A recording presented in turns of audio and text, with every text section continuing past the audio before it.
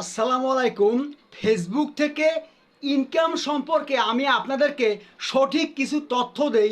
ভিডিওটা ধাক্কাধাক্কি করবেন না, এই কথাগুলো শুনে যান। একটানা 4 বছর যাবৎ এই ফেসবুক প্ল্যাটফর্মে হাজার হাজার টাকা ব্যয় করেছি ফেসবুক থেকে ইনকাম করার জন্য। নিজের কন্টেন্টগুলো দিয়েছি, অন্য মানুষের ভিডিও শেয়ার করি নাই। সব কিছু করার পরে 4 বছর কাজ করার পরে আপনার অবশেষে প্রায় 40-50 হাজার টাকা ব্যয় করিয়া মাত্র 12,000 টাকা পেয়েছি। আপনারা যারা ফেসবুক থেকে ইনকাম করার জন্য এই ফেসবুকে এসেছেন তাদের কাছে অনুরোধ জানাই, আপনি কন্টেন্ট মনিটেশন পেয়েছেন, সেট আপ করার দরকার নেই। আপনি সেট আপ করলে আপনি বিপদে পড়ে যাবেন। আপনি কখনো এটা সেট আপ করার দরকার নাই। কারণ হচ্ছে আপনি যখন সেট আপ করবেন পাশাপাশি আপনাকে টিন সার্টিফিকেট বানাতে হবে।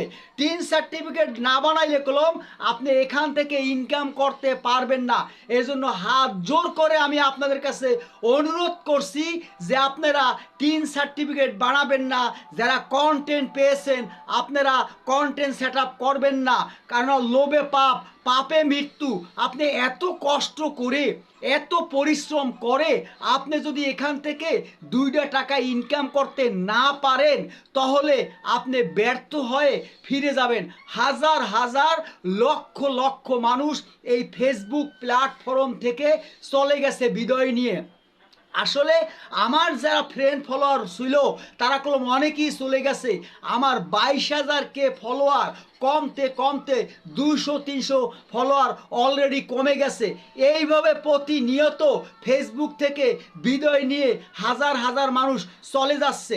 এর জন্য এই ভিডিওটা শেয়ার করে সবাইকে দেখার সুযোগ করে দিবেন, যেন মানুষগুলা ভুল রাস্তায় না যায়, ভুল রাস্তায় না যায়। কেউ এখন বর্তমানে ফেসবুক থেকে একটা টাকা ইনকাম করতে পারে না।